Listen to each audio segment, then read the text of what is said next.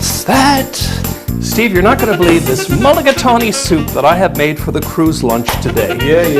It's absolutely amazing. It's got all kinds of great stuff in it. It's got rice. It's got That's great, Karl, but I'm very, very busy today, and I'm just on the way out of the door. You're gonna love it. Okay, yeah, see you. Ah, Steve! Yum, yum, yum, yum, yum, yum, yum, yum, yum, yum, yum, yum. Hi, everybody, and welcome to another edition of One Chef One Critic. I'm Karl Wells, food critic for The Telegram. And I'm Chef Steve Watson of Central Dairies. Well, Steve, these tea towels seem to be with every chef. Absolutely. Some wear it on the shoulder like so, a la Gordon Ramsay. Not many, but then again, he's Gordon Ramsay. He can do anything, yeah. Some people wear it right here on the apron. But enough of the fashion talk. These really are practical things, aren't they? Why do chefs love them? Absolutely, Karl. What you want to do is protect your hands at all times. So that's why you want it on the shoulder, on the side of your hip, or right next to the stove. You don't want to be burning yourself whether you're taking something out of the oven or cooking as well. But one of the big mistakes a lot of people do, they use it for cleaning up the boards and the tables and everything else. So all that's doing is transferring salmonella, if you're preparing chicken or if you're preparing vegetables, is transferring it onto the cloth. So after every service or every meal that you prepared, wash it. Wash it in hot water with a little bit of Javex in it as well. So yes, and you know what? I can imagine if Gordon Ramsay caught you wiping up chicken juice. he would yell at us. He would yell at us. He would bark your head off. I'll keep just like you bark my head off sometimes. Anyway, we won't go there. Coming up the program today, we have a great guest, Ann Budgell, with us, a former CBC colleague of mine. Ann's just written a fascinating book. It's called Dear Everybody, a woman's journey from Park Avenue to a Labrador trapline. What are we cooking with Ann? We're going to be making a beautiful pork schnitzel with a wonderful mushroom cream sauce. Oh, sounds great. And Chef Chafe of Magnum and Steins is with us, and he's going to be making prosciutto wrapped cod. It's going to be a great show. Stay tuned. For a complete listing of One Chef One Critic recipes, wine lists, and more, check out our website. Let us know what you think of the show at 757-9600. And we're here with Ann Budgell, great friend, and it's lovely to see you. Oh, I'm so glad you invited me. Thanks, Karl. Well, you're more than welcome.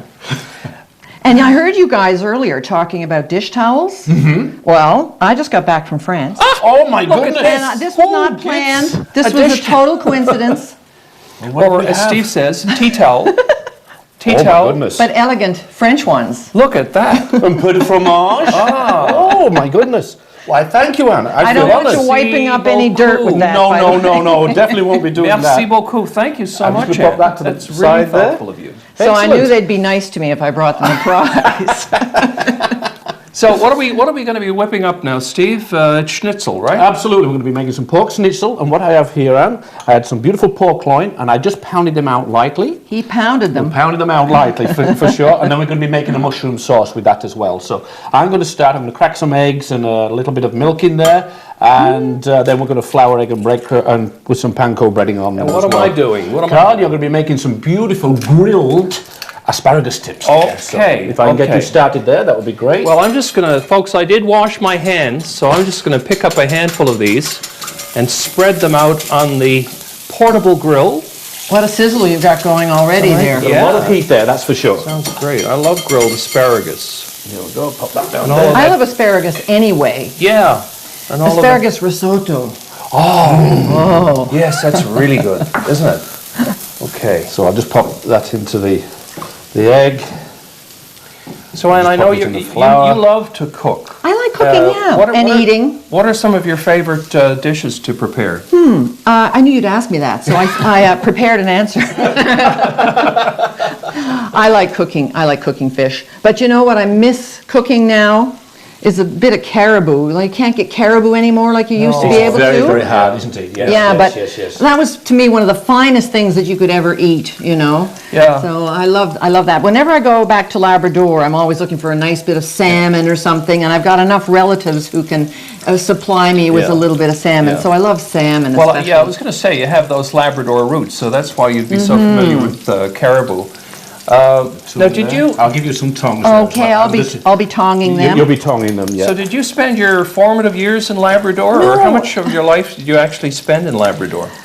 You know, I'm not a big liar when it comes to this.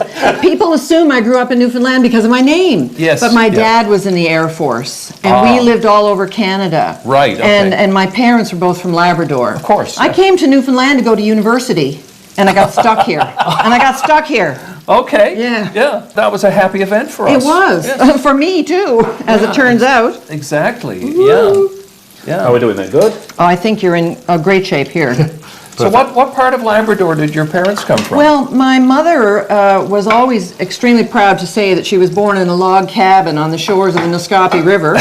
And my father was very proud to say that he was born on the coastal boat, the Senef. Ah. So, you know, what do your birth certificates say in those Right, circumstances? Yeah, like what's your nationality if you're born Yeah. on a coastal boat? Oh, he said he must be British. Yes, that's right. Yeah. We've got our schnitzel cooking there nicely, Anne. So what I'm going to do is add some butter, and we're going to make our mushroom sauce there now. I'm going to turn these around the side. You know, my burner is hotter in the middle than on the sides, right? That's the way it is. We don't have good heat transfer in that pan, Steve. We'll have to get rid of it. Absolutely. So, Anne, tell me about your book. You've written this book, which is about a woman called Barbara Mundy. Right. And I guess it was, 70-odd years ago, she left Park Avenue in New York and moved to Labrador. That's and right. Never went back to New York. She came to Labrador as a volunteer with the Grenfell Mission. Right. And, you know, a lot of the society ladies in New York of that era were involved with the Grenfell Mission. They were going to the opera benefit, and they were doing all kinds of things to raise money for the mission. But she decided that she needed some time in a different place. She wanted to get away from New York, so she came to Labrador to work in their industrial department, which was like a craft shop, really. And she fell in love with a fur trapper. He was a widower. She married him, and then she went with him on the trap line for 2 winters. She kept writing her diary. She took pictures, and I've got all that material from her daughter, who's my friend. Fantastic, Yeah. So it's a true story, and it's a fantastic story. And the book is coming out, well, pretty soon now. So now, how did she adjust? I mean, it must have been an incredible adjustment going from that life of privilege Exactly. in New York Yeah. to really what I guess you could consider to be a very harsh kind of existence Well, in the Labrador of that era. She lived on the 10th floor of an apartment building on Park Avenue. They had servants. They had cooks, they had maids. She had an incredibly privileged life. She went to Labrador, and she had to learn how to do a lot of things she had never done in her life before. Back to the basics. Oh, absolutely. And, you know, she had a tremendous amount of respect for the people up there. She always said, I'm more of a country kind of girl than a city kind of girl. Those aren't brown enough, are they yet, Steve? No. Leave them alone. We're talking about adjustments. You were in the media for 30, 40, 35 years, whatever. Yeah, almost 35, yeah. How is the adjustment now, not being in the media in the light Oh, like I you were? keep telling people that I can't wipe the grin off my face. I mean, I did it, you know, and Yeah. I was happy to do it. I had a great time doing it. And now it's a different... And I'm now enjoying doing other things. I mean, I've had a fantastic time writing this book. I'm lucky enough to get it published, and maybe I'll write another one after that. Spending a little time in France. Oh, I love going there. Yeah. So, and I go to Labrador a lot. So, yeah. you know, last summer I had a canoe trip. I wanted to see, and I had an opportunity to do it, and I came down the Churchill River with Joe Gowdy and a couple of other people. So I got a little taste of what it must have been like for Barbara and her yes, husband, yeah. Russell Groves, you Yeah. know. Now- I'm looking at these here. Oh, they're getting good. They're getting good. They're getting good. Yeah. Obviously, you know, she married for love, but Oh, she was so in love with him. Yeah, but you know, did they- after all the men she had known in New York, who were all bankers and financiers and lawyers and people like that. Yeah. I mean, to meet this macho man who could go into the woods of Labrador and survive and do anything. Yeah. Oh, I mean, she was a goner. yeah. Duck hunting. They went duck hunting, and she was a goner. Yeah. So I was going to ask if they had anything in common, but I guess it was just that spirit of adventure which they both had, maybe. I don't know what they had in common, apart from the fact that, you know, they were in their 30s when they married. Oh, He yeah. had had a wife who died with tuberculosis. She had had an engagement that failed. And they enjoyed canoeing, they enjoyed going out hunting and hiking and having a boil up in the wood. She enjoyed his lifestyle. She was, well, she spent 2 winters with him on a trap line, living in a tilt. So, you know, he had a spell on her. You're going to have to explain now what a tilt is. Oh, a little tiny cabin, not much bigger than a large doghouse. Wow. Some of them. Yeah. What do you think?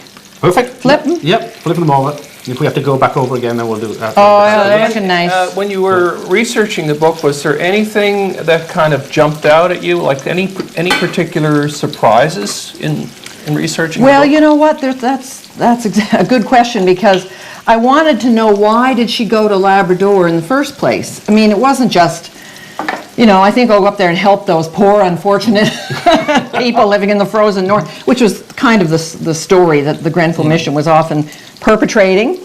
I found out that she had an engagement. I know that it failed because she didn't marry that man. Yep. But It was on the rebound. I was in the public library in New York City, and I was researching. There was a guy there who was helping me, and I found the engagement notice. But I could never find anybody who could tell me why the engagement failed. Yeah. She never talked about it to anybody. So you know, that was the well, it made going to New York worthwhile. Absolutely. To find that out, yeah. Now, what So, I did... okay, I'm just going to duck out now. Okay, perfect. And I'll get a bottle of wine. Good And idea. I'll be right back up, okay? Good idea. Absolutely. So what I did, Anne, to the sauce, I added a little bit of chicken stock to those mushrooms, and I added some sour cream there as well. It's going to be delicious. These are goldening up really nicely now. Absolutely. Good.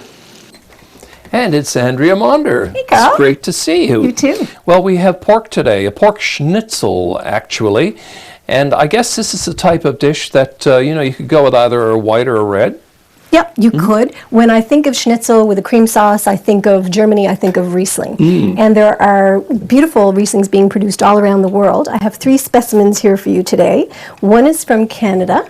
This is the Peely Island Riesling. It's their Lighthouse line. This one has a little bit of Chardonnay in it as well, so it's got some nice balance. It's got those typical sort of citrusy, bright, minerality sort of notes that Riesling has. This one is quite dry and lovely.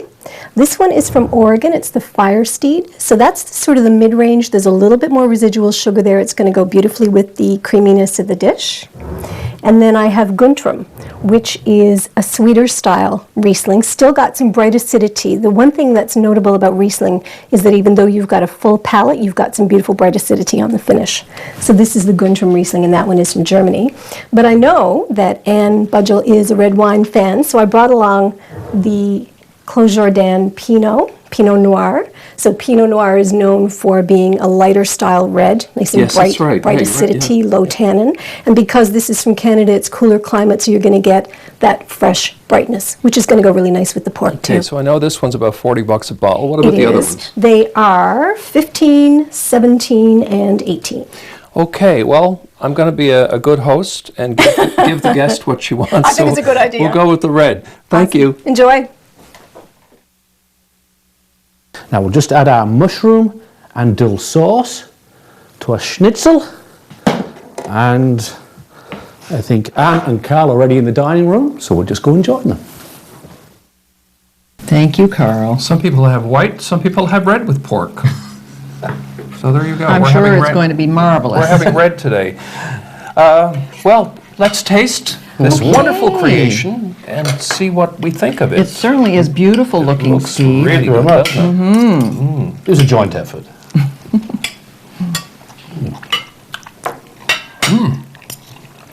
Very tender. I like the sauce. The dill really gives it flavour, doesn't it? Excellent job. Really good. Nice color, too. Yeah, beautiful. And let's talk about Barbara and her husband again. What ultimately became of them? Where did they end up? You know, he couldn't continue to trap fur. I mean, the market had gone. In the early 1960s, they decided they were going to leave Labrador, and they ended up on Vancouver Island. He got a salmon fishing license, and he fished up and down the BC coast. So, you know, they kept on going out in the country and going hunting. They used to love driving up the Alaska Highway in their camper vehicle. So, you know, they lived a long life. Russell only died a few years ago. He was 96 years old. Oh, my goodness, yeah. And so she never returned to New York or Now and then they would go to New York, and she still had family members there. Yeah. But one great story that I like is after they lived in British Columbia for a number of years, they used to come back to Labrador to visit family, and they chartered a little plane to bring them into the trap line, which was way up inland in Labrador, way up the Churchill River. They camped there for a couple of days, and Russell found traps that he had left on that trap line. Oh, amazing. Yeah. Amazing. Yeah. Wow. What is it about Labrador? There's the lure of Labrador. People go there and they come away and they say, I've never seen anything like it. I've never experienced anything like it. Big, vast, Yeah. beautiful, uninhabited. Yeah. Maybe those are some of the reasons why. Yeah. Well, I know. I was I've been all over Labrador, but what impressed me about it, apart from the bigness, and it certainly deserves the name Big Land, is the difference between the coast and the Goose Bay area. Oh, absolutely. And the mining everything's towns. different. Yeah. So how was she accepted by the locals in Labrador? Did they see her as something of an oddity? You know, I think some of the Grenfell Mission workers were instructed really not even to fraternize, believe it or not. And she did. She had a lot of local friends, and I think they quite appreciated her. She didn't talk about, I lived in New York, I did this, I did that. She kept her mouth shut about all that, and she just tried her best to fit in. Well, obviously it all worked out in the end, and it sounds did. like an amazing story. Can't wait to read the book. And I think I mentioned this to you once before. It would make a great movie. Yeah, it would. It would. Yeah, it would. Fabulous movie. And as a young woman, she looked like Katharine Hepburn, so it would have to be a beautiful actress. That's right. Anyway, Anne, cheers to you. Well, thank you and so good luck much, with the book. both of you. Thank you very much. Thank you for being with us. Coming up next on the program, we have Chef Chafe of Magnum and Steins, and he's going to make prosciutto-wrapped cod. You've seen the show, and now there's a book. Cooking with One Chef One Critic by Karl Wells with Steve Watson features 120 recipes, more than 200 photos, and plenty of behind-the-scenes stories from this long-running series. Cooking with One Chef One Critic is available now. Well, Magnum and Steins is one of the finest of our fine dining restaurants in Newfoundland and Labrador. It has great staff, great drink, great food, and the person responsible for that great food joins us now, Chef Chafe, and it's great to have you back on the show, Chris. Thanks for having me once again. Oh, and I should say, by the way, that for those of you who have not perhaps recognized Chris from having been on this fabulous show, he's also been on Top Chef Canada this year, which many of you will have seen, and congratulations on that. Thank you. Well, Chris, I see we've got some wonderful ingredients here, and I know you specialise wherever possible on seafood at the restaurant. Yeah. What are we going to be preparing today? So today I'm doing something very Italian. We're going to do some orzo pasta. I'm going to call it orzo alla puttanesca. Okay. It's a very, very traditional Italian preparation, involving tomatoes, garlic, anchovy, capers, a whole range of different flavorful things. Perfect. Olives. Olives, lots of olives, olive oil. So we're going to put some olive oil into our pan, which is nice and hot, of Nice course. and hot already. You always want to start with some garlic and your onions first, right off the bat, just to get them started, get the flavor going. We're going to make them translucent, are we? Yeah, we're just going to saute the onions so they start to, like you said, go a little translucent, Yep. a little soft. Next, we're going to go with some of the olives. Perfect, and then the Kalamata olives, good. Kalamata olives, very popular in Mediterranean food. Yep. A few chili flakes just to give the little extra flavor. Okay, We have some just vine-ripened tomatoes here, as well as a few yellow heirloom tomatoes. so you're going to get a little bit of colour in there as well, correct? Color, sure. Yeah. Heirloom tomatoes are a favorite of mine, just for their flavor, just something a little different. Okay. Some capers. I always put a little of the brine for the capers. Okay. A little extra flavor as well. Now, what fish? I see we've already prepared some fish. What fish did you actually cook? We have some codfish, some Newfoundland local cod. I just wrapped in prosciutto, very simple. Just Yep. wrap it, take your ends that are sealed together. You want to sear that first. Okay. Just so you really seal it off. And we have one here which is actually raw. This hasn't been cooked yet. It's all nicely wrapped in the prosciutto. It's very simple. Just adding a few toasted pine nuts that you've already toasted. Just Okay. We're starting to see some colour there already, aren't we? so you're just going to let this go till your tomatoes start to get a little soft, just to kind of release some of their flavors. Yep. Little anchovy paste, always a good for Mediterranean food. They use a lot of anchovies in that area of the world. You're going to give a lot of flavour there Yeah, with that. a little as well, nuttiness, that's- earthiness, as well as saltiness. This dish with the olives, the capers, the brine, the anchovy, has a lot of natural salt. It's all going to come through. So you got to watch your seasoning as well as the prosciutto. When you don't want to be heavy-handed with the salt right, on this dish whatsoever. Yeah. I put anchovy paste actually in stews and chilies and things like that. Just gives that extra little bit of flavor. And as you said, you've got to be careful about the amount of salt you add because this is salty stuff. Okay, so this is just some orzo pasta. We've cooked it for about 3 minutes in just some salted boiling water. You drain it, cool it down, and we're just going to add it back into the dish. This is very quick and very easy to prepare, isn't it? Very quick, very easy, very simple. You know, most Italian food is you know, they're known for very simple flavors. Let the ingredients kind of speak for themselves. You know, there's no need to fuss with anything too fancy. Most people might mistake the orzo for rice, eh, Chris? Yeah, it's very similar. It looks a lot like the arborio rice, which you see a lot in Italy as well. No, just a pasta. Like I said, I like to make my own fresh pasta. Not really orzo or something. Yeah, it's a little bit too small to be making your own, isn't it? Especially when we've only got 5 minutes for the second. Exactly. Yeah, that's right. Yeah. So just to lighten up the flavors, we got a little lemon zest as well as lemon juice. touch of lemon juice. Oh, that smells so good. Small splash of white wine. Again, Which is always good for any pasta. Yeah, you're lifting some of the flavors off the bottom of your pan that kind of went down there. And the last thing I like to add, well, sorry, not the last thing, but second last thing, just a touch of honey, just to calm down the acidity you just added. And finish with a touch of olive oil. Very good. Excellent. Season, and like I said, There's plenty of salt in there anyway, isn't there? plenty of salt. Always good just to taste and just to make sure, but I know from this experience that this already has enough salt. Yeah. Very good. So pop our Right, plate so now down we're there. just going to plate it up. So you're going to put the fish on top of that? Yeah, we're going to put the fish right on top. And throw just a little Italian parsley in there, Some Italian flat, right? Yeah. just for some color.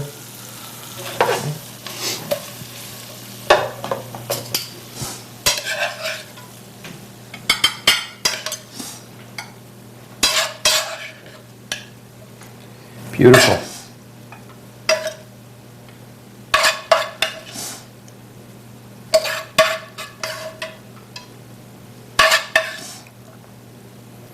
Excellent. And the fish, which we already have cooked, magic of TV. Okay. There we go. There we go. And another excellent dish, folks, from Chris Chafe of Magnum and Steins. Thank you so much, Chris, for being on the show today. That looks really, really beautiful. And that's it for this edition of One Chef, One Critic. beautiful. There we go.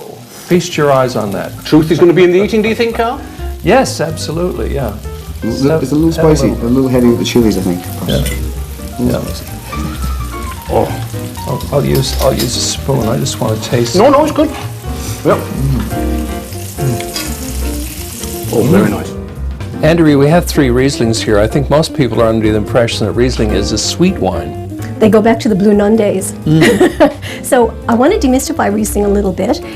Even German producers will write something like Trocken on the label, which means dry. In Germany, that means the level of sweetness of the grapes at harvest time, but it could still be vinified in a dry style. So biggest tip I can tell people is look at the label, look at the alcohol content. The lower the alcohol, the sweeter the wine.